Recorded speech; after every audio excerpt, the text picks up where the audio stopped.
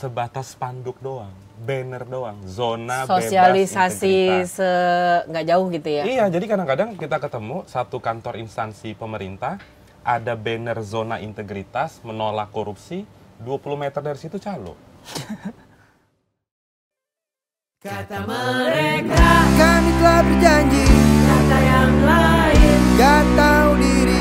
Kata mereka, kami tak bekerja, hanya bicara tak ada buktinya. Kata mereka, kami banyak mintanya, banyak masalah, gak ada usaha. Kita dengar sajalah kata mereka. Kita dengar sajalah kata mereka.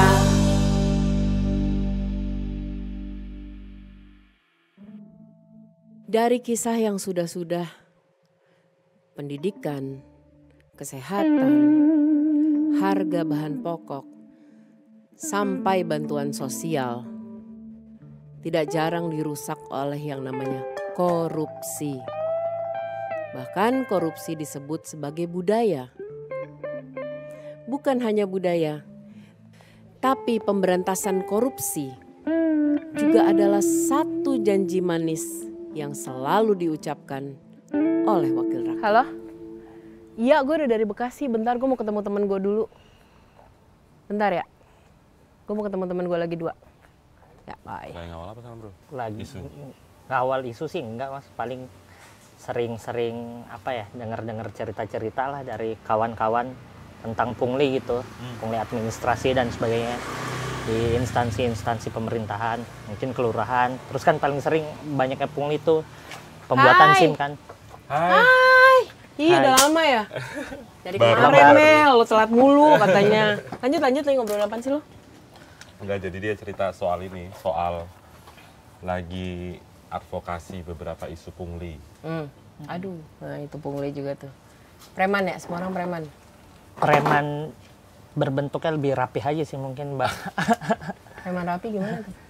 Ya, biasa yang butuh untuk pengetikan gitu kan. Misalkan kayak kita mau pembuatan surat-surat di kelurahan atau apa mungkin. Uang-uang capek lah yang menyebutnya, atau uang-uang pelicin. Iya, gue kan sering banget ya hilang KTP di bandara. Kan ada aja tuh jatuh. Itu kayaknya nggak ada tuh, gratis gitu. Ada aja alasannya, Pak RT nggak ini, Pak Iya. ini nggak ini. Dikasih gocap, 20 gocap gitu. Kalau dihitung-hitung. Lu bikin apa Banyak emang? juga. Kalau saya pribadi sih, aku sendiri sih mbak pernah waktu pembuatan SIM sih. Itu kan sulit banget ya SIM-nya, soalnya apa, pembuatan CS itu melek-melek gitu. Terus akhirnya susah-susah, kita ada ini juga kan, pusing juga, ini kok nggak jadi SIM. Akhirnya, ya gimana, mau percepat gak pembuatannya? Iya, daripada kita capek mundar-mandir terus, kerjaan jadi ketunda dan sebagainya kan butuh waktu juga. Ya udahlah, nggak apa-apa, percepat aja. Percepat Gitu. tuh artinya lo ngasih duit Iya, cepet tuh abis tuh. cepat. Sebenarnya bisa ya. Bisa aja sebenarnya. Males aja mereka. Habisnya juga banyak juga itu mbak. Lo kebayang nggak kalau dari satu orang ngasih gocap setiap hari yang bikin berapa banyak? Itu tuh korup nggak sih bang? Korup, bahkan kalau cerita yang tadi bro sampaikan soal pungli ya. Pungli itu bukan hanya soal integritas pejabat publiknya aja yang bobrok gitu loh. Tapi itu bahkan diatur juga dalam undang-undang. Pidana itu sebenarnya. Cuman kan sekarang dianggap sebagai hal yang lumrah ya. Dan kadang-kadang masyarakatnya juga ya daripada gue pusing nggak kelar-kelar, udah deh. Bener. Iya. Makan kan sekarang banyak orang-orang bilang kita kehilangan motor, lapor ke polisi, bayarnya bisa lebih mahal daripada motor kita. Itu kan apa ya, kalimat-kalimat Ya, yang nggak udah enak dianggap biasa aja gitu di Indonesia gitu. Membudaya ya. Membudaya itu yang jadi problem sekarang kan. Korupsi keseharian yang paling banyak di level paling dasar apa mas? Pungli.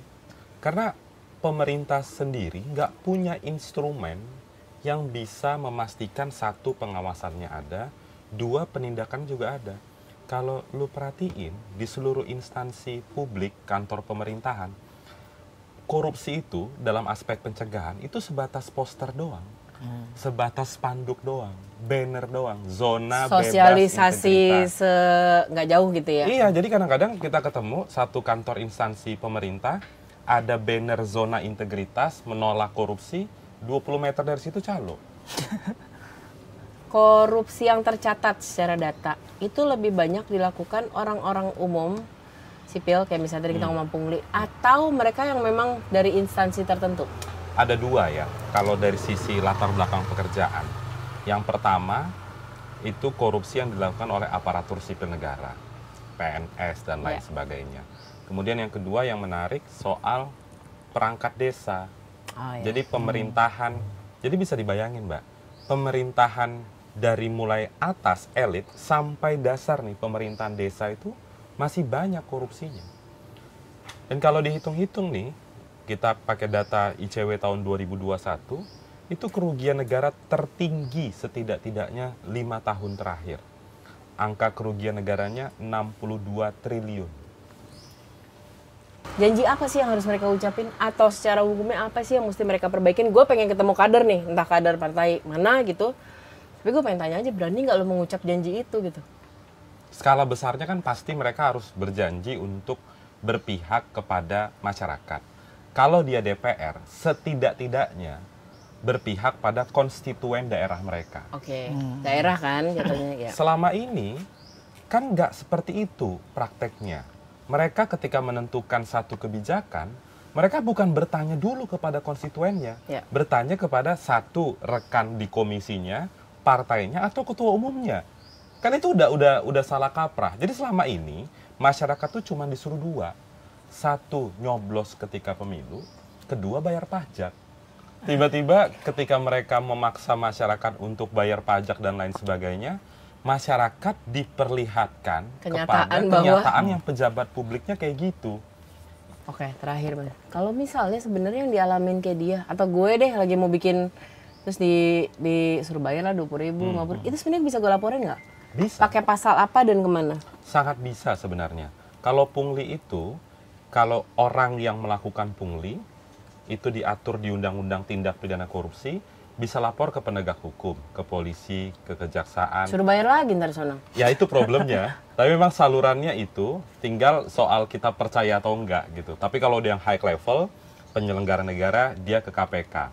Dan juga selain dari itu Mbak Mel, kita kan 2024 nanti ada 3 pemilu tuh.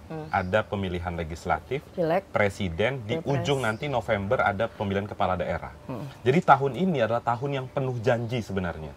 Kalau soal korupsi, janji mereka nggak kurang, manis betul janjinya. Sama kayak HAM ya? Benar, sama kayak hak asasi manusia, lingkungan, dan lain-lain.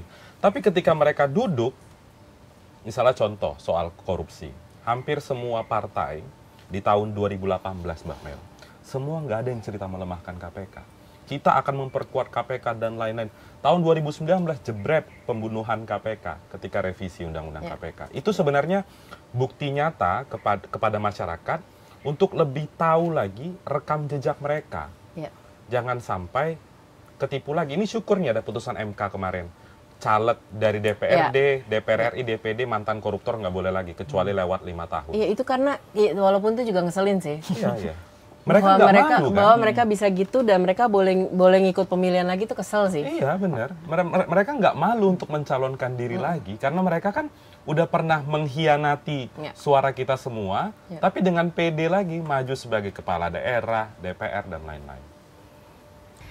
Ya begitulah, gue sampaikan ya semuanya. Mudah-mudahan ada jawaban, bukan cuma janji-janji manis doang. Thank you banget ya. Lanjutin ngobrolnya. Thank you, Thank you. Gue cabut ya. Oke, hati-hati. Sampai ketemu lagi. Oke.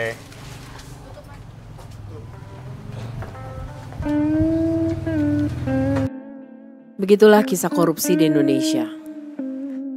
Dilakukan dari tingkat tertinggi sampai terendah. Tidak ada cara lain selain dihentikan. Karena kerugiannya sudah di mana-mana. Dan tidak cukup hanya pemerintah yang memberantas korupsi, tapi juga masyarakat. Penerima dan pelaku sama-sama harus diberantas.